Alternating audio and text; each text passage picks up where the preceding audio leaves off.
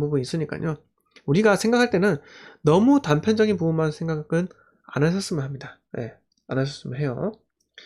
자, 포켓몬스터님께서 보유세 1억 2천만 원이면 집 월세는 얼마예요? 진심 궁금합니다. 월세가 당연합니까? 뭐 어떤 말씀인지 제가 잘 이해가 잘 되질 않는데요. 보유세 1억 2천만 원이면은 거의 그거 아닌가요? 저기 한남 뉴타운, 한남동에 있는 뭐 나인원 이런 거 있잖아요. 나인원 한남 그런 게 보유세 1억 2천 아니에요? 그러니까 1주택자라고 가정했을 때요. 그런데 월세가 거의 한 2천만 정도 하는 것 같은데요. 네? 그리고 그런 데는요, 전세가가 몇십억 하지 않습니까? 네, 몇십억 하는데 전세는 세금 안 내지 않습니까? 네, 그런 것도 있고 그만큼 또 이자 수익을 얻어가고 또 집주인이 또 그렇다는 거죠. 월세가 너무 올라가면 또 안 돼요. 네.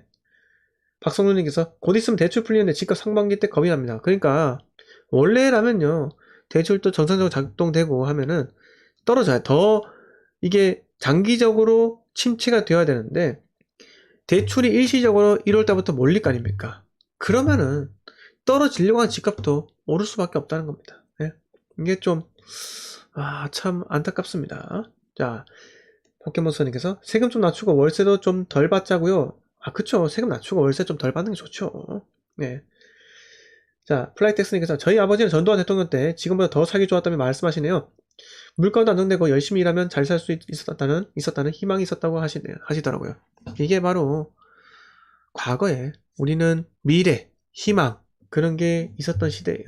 그래서 열심히 일하고 열심히 일하면요 그게 보상으로 돌아오고 그런 시대에 살았었는데 그게 전두환 대통령이 광주 민주화 운동에서 헬기 뭐 사격 뭐 그런 것들 뭐 실제 있었을 수 있겠죠. 네, 아직까지는 헬기 사격이 그게 뭐 법으로 판례에서 뭐 재판 과정에서 사실이라고 나오진 않았지 않습니까? 저도 그거 솔직히 믿고 싶지는 않아요. 왜 그러냐면 어떻게 같은 국민끼리 총질을 합니까? 그것도 헬기에서요. 네, 그건 정말 그게 있었다면은 그게 진짜라면 정말 잘못되었는데 뭐 저는 그렇게 생각합니다. 단편적인 메모만 보지 말자. 그 사람이 잘한 거는 지금 우리는 기억을 못하지만은 그 시대 때 살았던 우리의 선배들은 기억을 한다는 겁니다. 예, 기억을 한다는 거예요. 물론 비자금 때문에 잡혀 들어가셨죠. 추징금 안 내고 돌아가시기도 하셨죠. 네, 돌아가셨는데 그래도 이제 뭐 고인이 되셨으니까요. 네, 그냥 좀 접어들고요. 우리가 너무 과거에 집착을 하다 보면요. 미래로 나아가기 어려워요. 자꾸 2014년 4월에 있었던 세월호 사고. 여기에 자꾸 정치적으로 이슈를 집중시키고요. 1970년인가? 1970년 때 생겼던 그 5.18 광주 민주화. 이것도 이제 그만 스포트라이트, 그러니까 기념적으로 해서 조용히 넘어가 봤는데 여기 자꾸 이걸 자꾸 포커스를 맞춰야지만 우리 당이 산다, 표심이 유지된다. 이렇게 해서 하시는 경향도 있는데 저는 그건 좀 아니라고 봅니다. 이제는 좀 과거를 털고 미래를 향해서 가도 우리가 속도가 느린데 언제까지 그 과거에 매여 있겠습니까? 좀 다음 정권에서는 그만 뭐 이제 뭐 시간이 많이 흘렀잖아요. 시간이 좀 많이 흘렀고 과거는 좀 역사 속으로 우리가 잊지는 말되 그래도 너무 이걸 끄집어내가 정치적으로 이용은 안 하셨으면 합니다. 네, 그렇죠. 서지민님께서 세월호 안 됐지만 이제 그만 고이 보내줘야 할 때죠. 민주당 하는 짓 보면 지긋지긋 이렇게 하시는데요. 저도 그렇습니다. 네. 이게 참 안타까운 사고예요. 네, 안타까운 사고고 솔직히 저도 그때 그 평일이었죠. 평일이었고 한창 일을 하고 있었는데 처음에는 막 구조된 것처럼 나왔어요. 네, 나왔고 구조되는 것처럼 보였고요. 실제로는 구조가 안 됐죠. 네, 구조가 안 됐어요. 그건 안타깝습니다.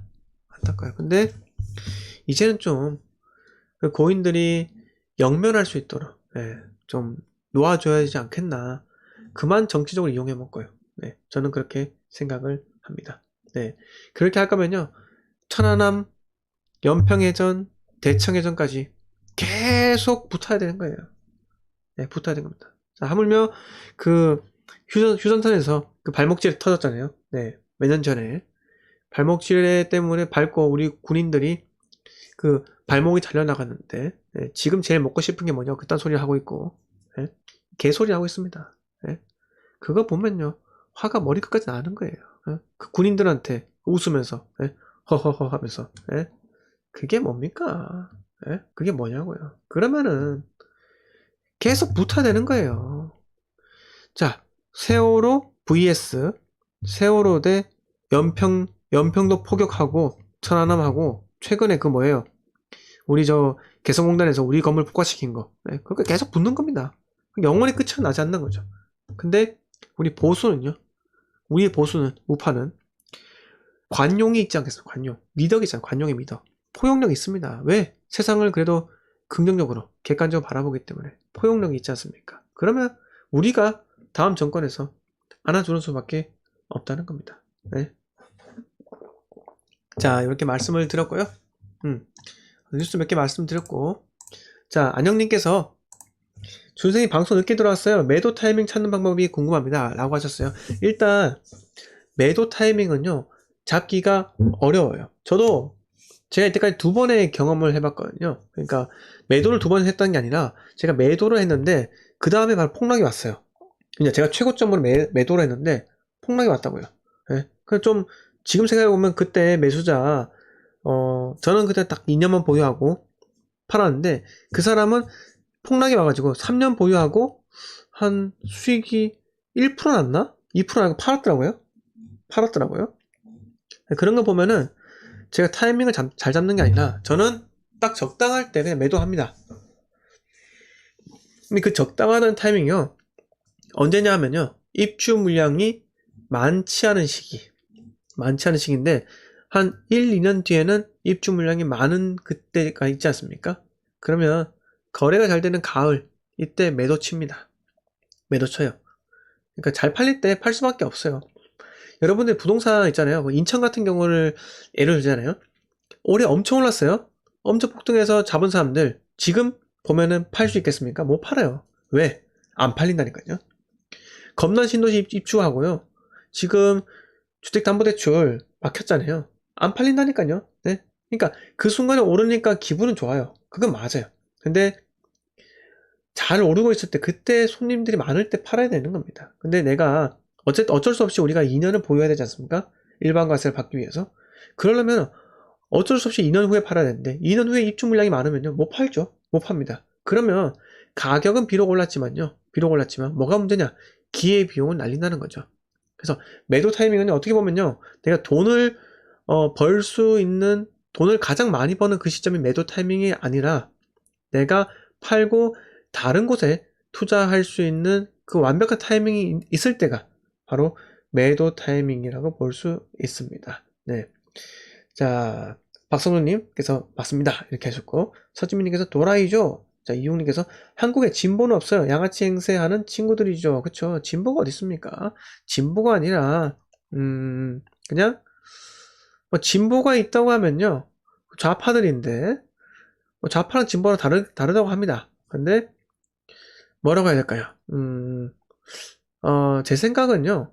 그렇게 진보라고 하면서 미국 광우병 파동 때 촛불 들고 나갔던 분들은 왜 자녀들은 꼭 미국의 대학교를 보내는지 모르겠어요. 응?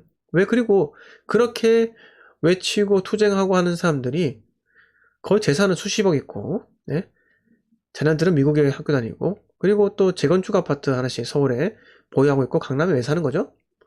그렇게 서민들을 위하는 그런 정치를 할 거면은 본인들은 서울에서도 저기 변두리 그런 데 살아야 되는 게 아닌가요? 아니에요? 좌파라기보다는 그냥 이익 집단이 아닌가요? 응? 이익 집단이죠. 아니, 그러니까 저번에 그 학교 안 가고 뭐 출석 대피하고 이렇게 했던 우리 전 정권에서 그 승마 금메달리스트 있죠. 그분은 그래도 금메달을 땄습니다. 금메달을 땄는데 이번 정권에서 그 실세로 했던 그 양반의 그 따님은 지금 의사 면허는 땄고 지금 인턴 하다가 지금 그 어디죠? 저기 모 대학교에서 그 인턴이 허위 사실이란 걸 되면서 입학 취소 입학가 되기 일보 직전인가요? 입학 취소됐나 모르겠습니다. 그걸 비교를 해보면요. 누가 더 위선적인가요? 예? 누가 더 위선적이에요? 그렇게 욕하고, 예? 정권의 그 문고리 3인방 해가지고 그들이 다 대통령의 눈과 귀를 다 가리고 정체를 알 수 없는 사람이 와가지고 연설문 썼다? 뭐 근데 지금은 더 심각한데요? 예? 지금은 더 심각하죠. 지금은 정체도 알 수 없는 사람이 방송을 하는데 교통방송 하시잖아요. 예? 방송을 하는데 그분한테 정치인들 다 붙어요. 그 사람이 마치 그 정권의 실세에 있냐, 여론을 모두 다 좌우지하느냐, 그거 달라붙는데 그거 국정농단 아니에요? 네? 국정농단 아닙니까 그게? 저는 그렇게 생각하는데요. 응? 그렇다는 거죠. 자, 참 오늘 정치적인 얘기 참 많이 했는데요.